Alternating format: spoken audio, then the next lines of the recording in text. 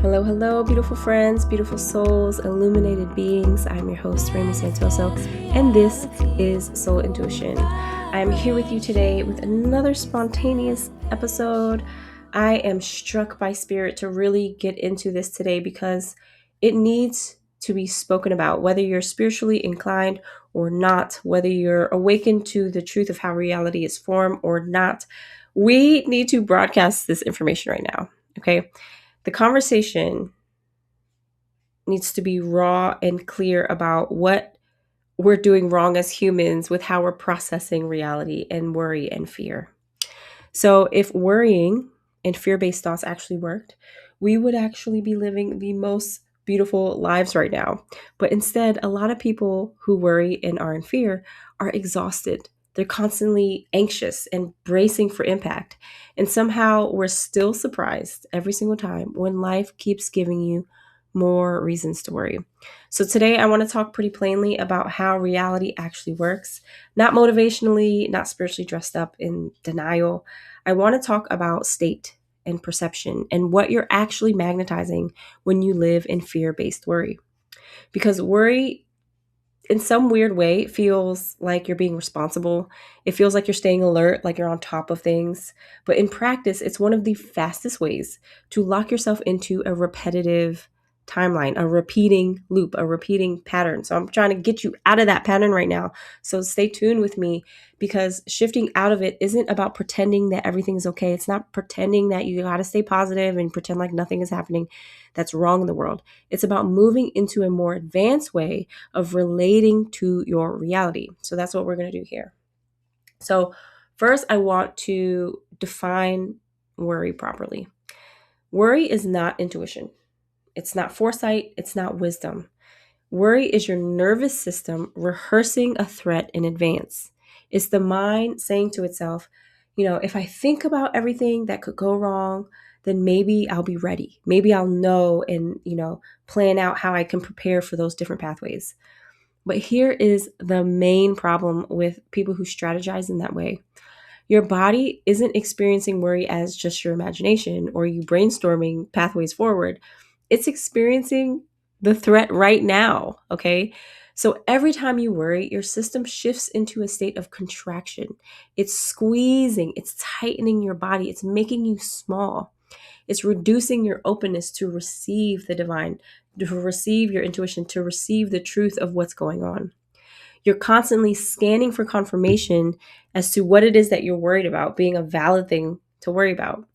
And here's the thing that most people miss is that reality doesn't respond to what you want.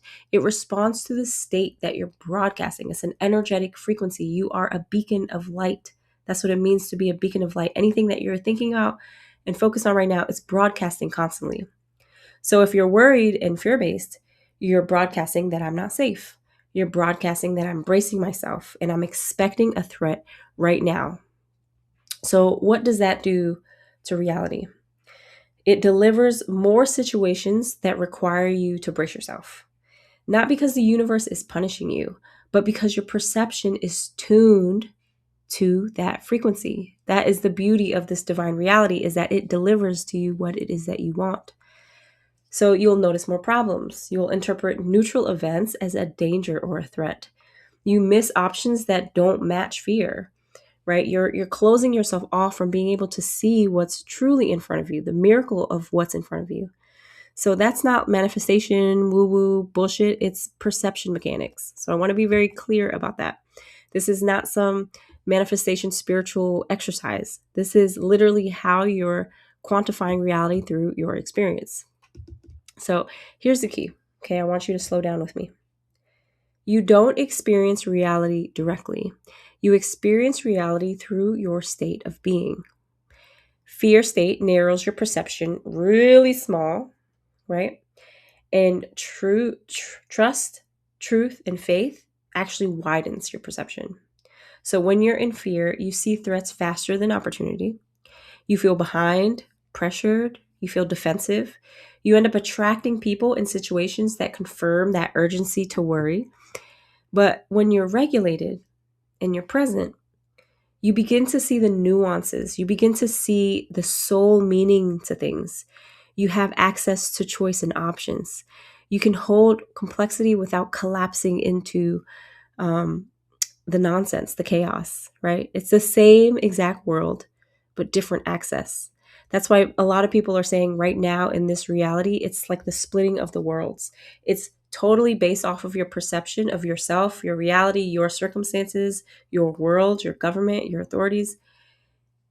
And people are taking completely different paths.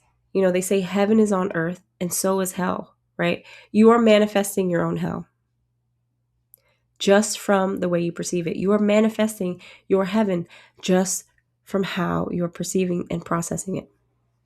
So, this is why two people can live through the same external circumstances and have two completely different lives. So, they're not in the same state of mind, state of being, state of energy. So, when people say reality is a mirror, this is what they mean. But usually they just don't explain it clearly, or it just doesn't land for you. You're not ready to hear the truth of how reality is formed, especially if you're processing in a fear-based model out of protection, out of survival. It's really hard to be open to a different way of looking at life. But I'm inviting you, I'm asking you to open your heart to just see the world differently, play the game a little differently with me here, okay? Reality mirrors how you're relating to it, not what you're affirming or intending. So here's where a lot of spiritual language goes wrong. You don't shift reality by wanting something better while staying internally contracted. That just creates frustration, confusion, and chaos internally, which then manifests external chaos too. Miracle consciousness is also not optimism. It's not denial. It's not bypassing. Miracle consciousness is the ability to hold uncertainty without collapsing into fear. That's it. It's the state where you don't need guarantees to stay present. You don't need control to feel safe. You don't assume the worst as your default. And from that state, new options begin to appear. Not magically, but structurally, because of how you're tuning your mindset, your body, your vision, right? Because your perception begins to widen, your nervous system can relax enough to receive new information from your intuition, and your decisions stop being so reactive. This is where quantum potential actually lives inside the body. It's not in wishing, but it's in availability to receive that. So, how do you actually shift this realistically? It's not by stopping worrying, right? That just creates more tension and confusion for your body. You shift by changing how you relate to it. So here are two moves that actually work. Number one is naming the state and not the story. So when you are in that space of feeling like something is wrong, instead of saying like everything is going wrong for me, I am constantly having to be the one to fix everything, I have to figure it out. I want you to try on this, right? I want you to just simply say to yourself, I'm in a fear-based state right now. It's weird to just say that, right? But you can just admit, like, I am tuning in right now to my body and my mind. I'm in a fear-based state right now. That begins to separate you from the state, the you from the feeling. You are not your feelings. And the moment you're not identified with it, it begins to loosen its grip. Number two, I want you to ask a quantum question. I don't want you to ask, like, how do I fix this? How do I figure this out? How do I let this go? But I want you to ask, what's available from a steadier state of being? Or maybe something like, what would be visible if I wasn't bracing, if I wasn't scared, if I wasn't stressed right now? Those questions don't demand any answers. They just shift your orientation. And orientation, in your point of view, in your reality, is everything. It's literally the keys to the castle. You're just having to shift your POV. So here's a question I want you to sit with. What keeps repeating in your life that might actually be tied to the state you keep returning to? No blame, just information. I want you to ask yourself truly and genuinely this question so that the answer can arise when it's meant to arise. You know, your soul didn't design your life so you could stay stuck in fear loops. It's designed so you could outgrow them. Not by force, not by positivity, not by pretending, not denial, but by learning how to hold reality without contracting against it. That's the soul curriculum that we're all dealing with right now, that we're all having the opportunity to graduate from right now. And the moment that you stop relating to life like it's out to get you, like you're constantly in survival mode, life begins to respond differently.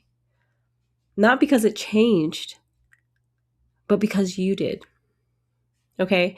And if we as a collective consciousness, we as multiple beings, multiple souls on this earth, if we all start shifting how we're processing these fear-based energies, these fear-based perceptions, all this shit and the chaos that's going on, all of the things that are being revealed so that justice can be had, if we detached and just witnessed it versus claiming it as our own, claiming it as a reality that is true for us, just simply witnessing it and allowing the body to constantly know and hold faith and hope, hold that energy.